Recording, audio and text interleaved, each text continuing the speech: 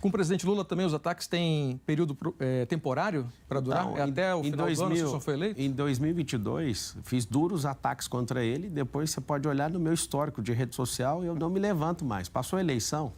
Eleição é um tempo de guerra.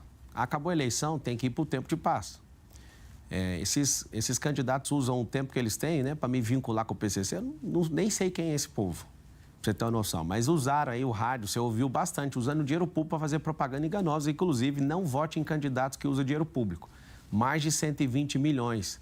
O Boulos é o que mais recebeu dinheiro.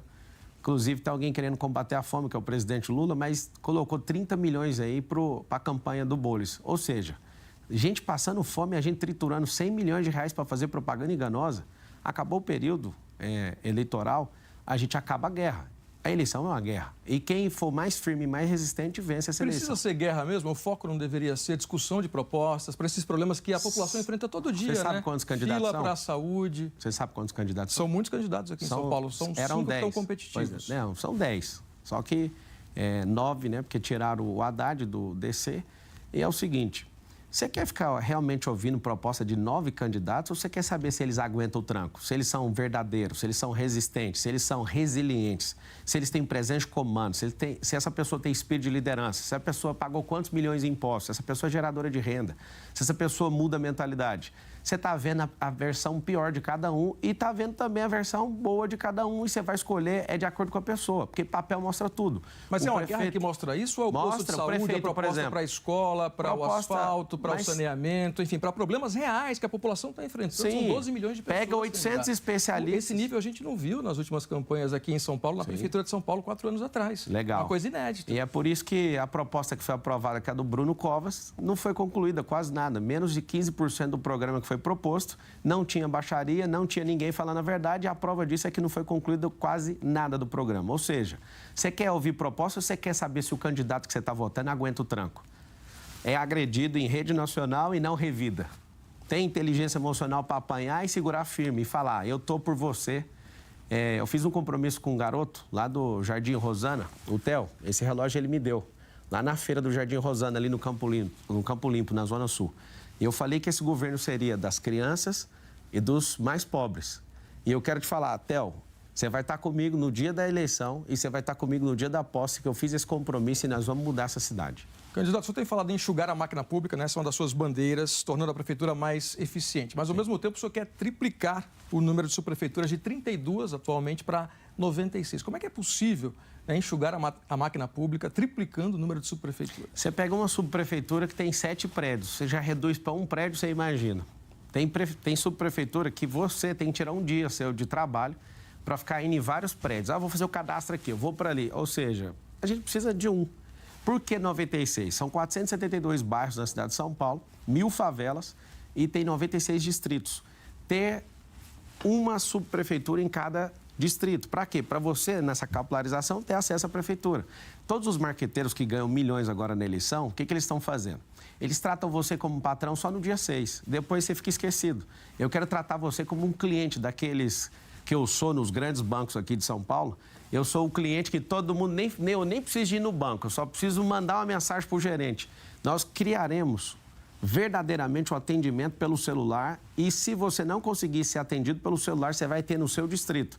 A economia está em modernizar o Estado, fazer a virtualização desse 156 que de fato não tem serviços lá, você não consegue fazer as coisas lá, mas a gente vai fazer porque essa é uma bandeira minha, na minha vida. Mais do que prédios, na verdade, as prefeituras são tocadas por pessoas. Sim. O senhor pretende contratar mais gente, então, para tocar essas 96 subprefeituras que o senhor pretende administrar? Sim, a questão dinâmica, né? A dinamicidade da gestão pública, em não ter compromisso. Como eu não estou devendo vaga para ninguém, nem emprego para companheiro nenhum, fique tranquilo que nós vamos ter uma subprefeitura otimizada. Então, mas você vai contratar mais gente ou vai demitir pessoas que já estão lá hoje? Vai realocar pessoas. Se você coloca investimento em tecnologia, as pessoas que já estão hoje aqui, uma segurança para todos vocês, como eu não estou com um time de companheiro aqui, eu não tenho que dar cabide de emprego para ninguém. Vocês vão continuar trabalhando na prefeitura. O que a gente vai fazer é realocar pessoas, realocar prédios. Tem prédios hoje que a prefeitura paga aluguel, mas tem 41 mil imóveis na prefeitura de São Paulo, que a gente pode fazer a realocação disso e permuta de imóveis para ter aí no seu distrito. Você pode contar que a prefeitura vai estar aí.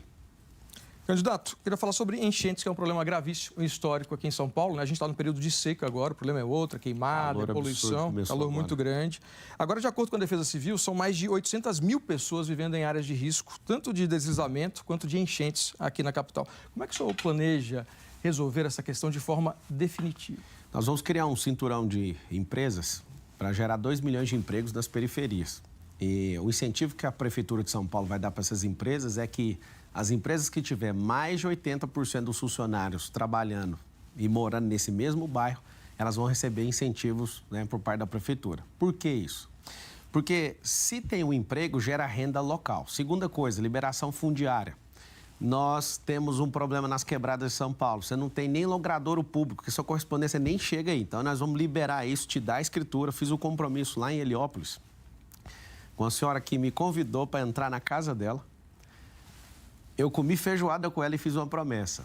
Eu vou entregar nas suas mãos essa escritura lá em Heliópolis. Agora, em relação a essas áreas de risco que a gente acabou de citar, 800 mil pessoas. O senhor assumiu o compromisso de zerar esse número de pessoas vivendo em área de risco, reduzir em quanto? Porque isso não tem no seu plano de governo. Tem no meu plano de governo. Não cita enchentes, nem mudanças climáticas. Tem no meu plano de governo que ninguém que hoje mora em casa de lata ou casa de madeira, nessas áreas de risco, em 1.460 dias você vai estar com a sua casa. A sua casa, eu vou te dar um cheque moradia, onde você vai construir e você vai usar recursos locais. Vai ter distribuidoras aí que você tem que comprar na sua região. Qual que é o problema? Estava terminando de responder. Como não tem a escritura, eu não consigo levar a empresa. Você não consegue nem sua correspondência aí.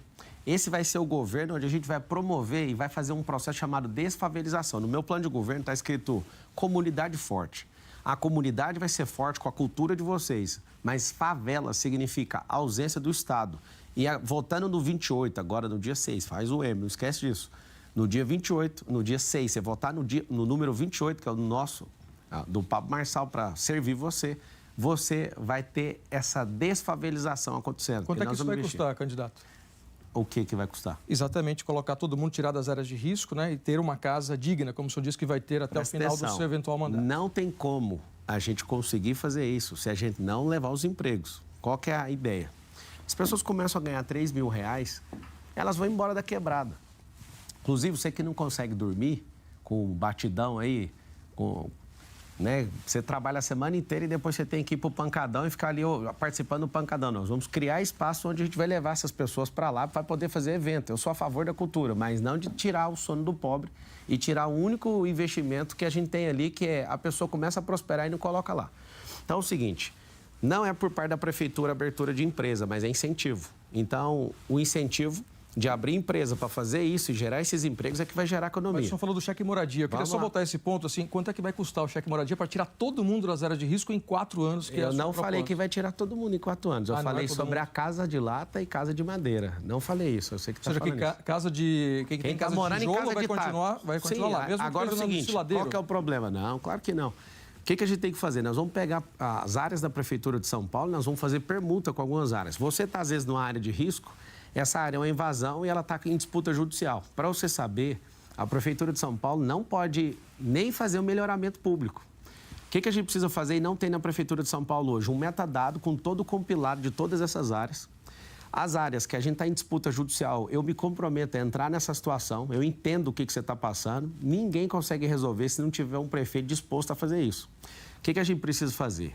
Algumas áreas eu vou permutar, pegar da própria prefeitura, onde tem principalmente essas áreas de risco, permutar essas áreas para liberar essa área para você ter paz e mexer na sua casa e receber esse cheque aí para fazer reforma na sua casa. Candidato, em entrevista à Globo News, no dia 26 de agosto, o senhor disse sobre o presidente do seu partido, Leonardo Avalanche, abre aspas, se o partido fosse meu, ele já estava afastado até a apuração, fecha aspas. Foi uma resposta às denúncias de envolvimento, né, suposto envolvimento de Avalanche com o PCC. O senhor também disse que se sentia constrangido com as denúncias envolvendo o PRTB, só que poucos dias depois, no dia 4 de setembro, pouco mais de uma semana depois, o senhor participou de uma agenda de campanha com a Avalanche no Tatuapé, numa pizzaria, e naquela ocasião o senhor afirmou o seguinte, Leonardo Avalanche não é do PCC e é bem-vindo na campanha. O que é que mudou nesse prazo? Mudou que eu vi que é uma pressão de vocês em tentar me atingir. Quando eu falo vocês, imprensa, tá? Não tome isso como pessoal.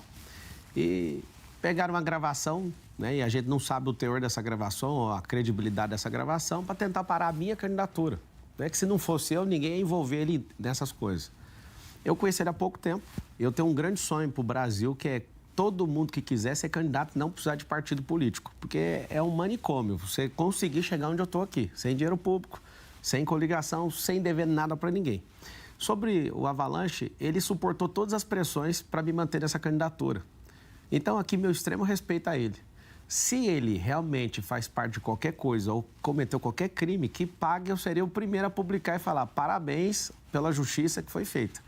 Agora, numa campanha eleitoral que ninguém respeita ninguém e quer destruir todo mundo que está em volta, eu percebi esse jogo, ainda bem que eu percebi esse jogo a tempo. Não faz sentido nenhum criar ilações contra as pessoas no meio de uma campanha eleitoral. Tudo bem, se tiver devendo, que pague. Avalanche, se tiver devendo, que você seja preso. E se não tiver devendo, que os mesmos instrumentos que te acusaram te dê espaço para você se defender. Qual é a sua relação com o Avalanche hoje? Ele pode ocupar um cargo no seu governo, não, eventualmente? Zero. Inclusive, nem consultei ele. Nem consultei ele sobre os secretários que eu já divulguei. O Sintra, né, que é um dos caras mais poderosos e mais respeitados de São Paulo e do Brasil. Por que o senhor não quer o Avalanche ser o presidente do seu partido? É porque eu não estou devendo cargo para ele. O meu combinado com ele foi eu que mando na prefeitura. Não vou dever ela para ninguém, nem para partido. Isso aí já é nítido.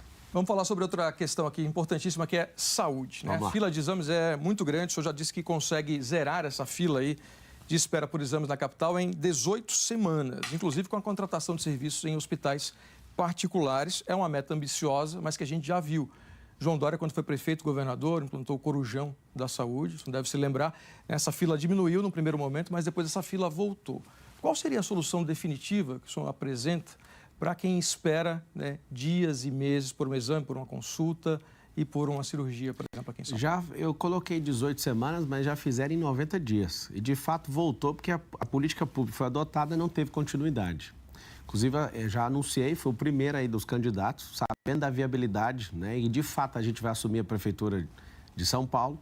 Você vai votar no 28 para isso acontecer. Hoje tem 447 mil pessoas na fila de exame. 192 mil pessoas na fila de cirurgia.